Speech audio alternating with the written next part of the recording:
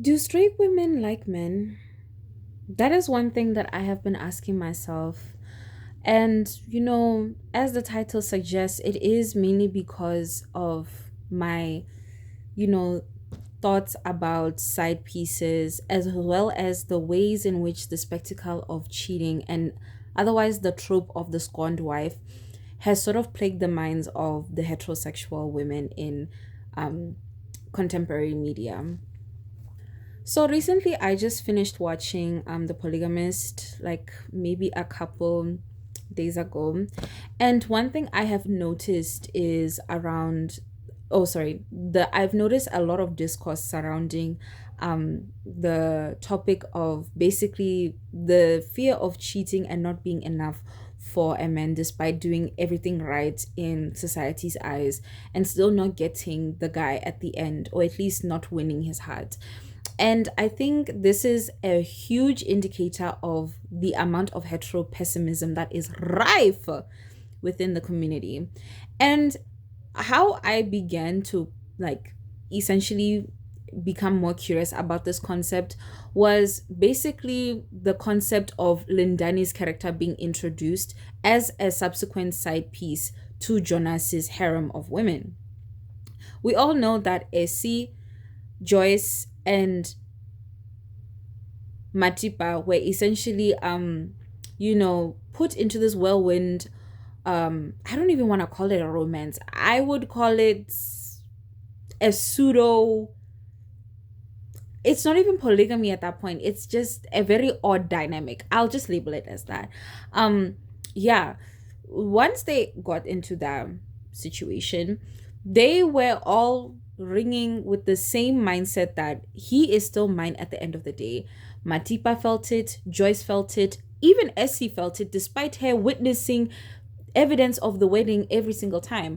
And even though I haven't read the book, I have seen reviews of the book, and I did notice that those same sentiments were ringing true even in the book. So I think this is a big signifier as to how the narratives about being chosen and basically the politics of heterosexuality as a whole has sort of been able to create narratives such as this, whereby the number one fear is not being enough for a man that has quote unquote picked you.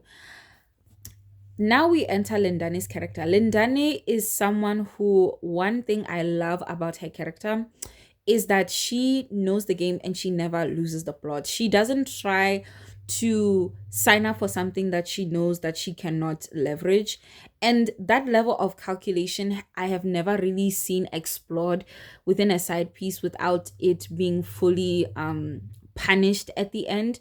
Because Lindani and Menzi ended up, you know, canoodling towards the end of the show. So I think this is kind of like a prelude to Lindani sort of taking advantage of the fact that Menzi, despite everything that she has done with his father, is still attracted to Lindani, and she uses that to her leverage. And I think the narrative surrounding Lindani's character sort of signify heteropessimism and otherwise the spectacle of infidelity um amongst heterosexual women specifically. Oh, sorry, I have lipstick. I have lipstick on my teeth. Because when we see the dynamic that Lindane has with Jonase, she's seen as this sort of not really like young fine thing, because Matipa was like that at one point, because Matipa is canonically younger than Joyce, who is, I'm assuming, around the same age as Essie. And while we are exploring the hypersexuality of Jonasi, I get that, but what I want to get to is essentially why people are sort of scared of the big bad curse, which is doing everything right but still not getting the guy's heart at the end, because Joyce definitely does bear the brunt of that trauma, especially when she was doing that sort of back and forth amongst like the first introduction to the divorce papers, especially when she first found out about Matipa and why Matipa is living in that old house. But we also see that with Essie, because Essie also tends to have like a very strong preoccupation with Joyce's life, as well as the state of Joyce's and Jonas's relationship. And this sort of catty back and forth of, deciding amongst themselves, the three wives, deciding amongst themselves who has really caught the eye of Jonas, is really indicative of the fear that a lot of heterosexual women have with men in general, or just having relationships with men in general. Now, there are a bunch of jokes that I've been inundated with about, now that I've watched The Polygamist, I can't, sleep with my eyes closed next to my boyfriend and whatnot. Oh, I want to break up with my man now that I watched The Polygamist. The show was very triggering. These were the sentiments that I would hear a lot from the heterosexual women around me, because it is a genuine fear that a lot of them have. Because unfortunately, in a lot of cultures, especially, I'm gonna speak from the context of African culture, men aren't really raised to aspire to be good partners. For them, the mere idea of having a wife is somewhat seen as a hindrance, if not that, something that you're just supposed to do. And this level of nonchalance around something that women and girls have been raised to sort of see as the most significant and most important thing a woman can do in her life is sort of like bringing a lot of pain to a lot of, the gender war discourse that's happening amongst straight men and women right now. Because I think Jonas's character is one that sort of highlights the realities of promoting such narratives for both men and women, and basically creating opposing methods of raising kids.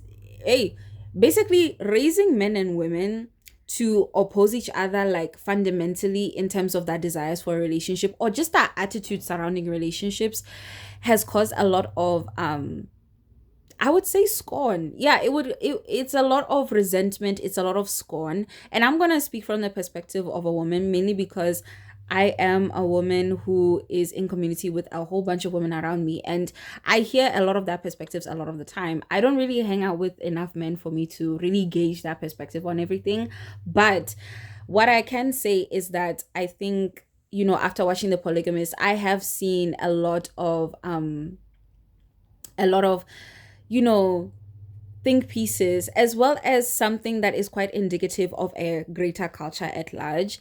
And I might make more reviews like this in the future on the polygamist specifically, because there's a lot of stuff that I want to talk about. If anyone has seen my most recent YouTube video, I did a tutorial on cheating, because I felt like, if you're gonna do it, might as well do it right. And yes, it was inspired by me watching this TV show. But yeah, that would be the end of the video, and I hope that you guys enjoyed it. And stay tuned for me having more reviews on The Polygamist. Thank you.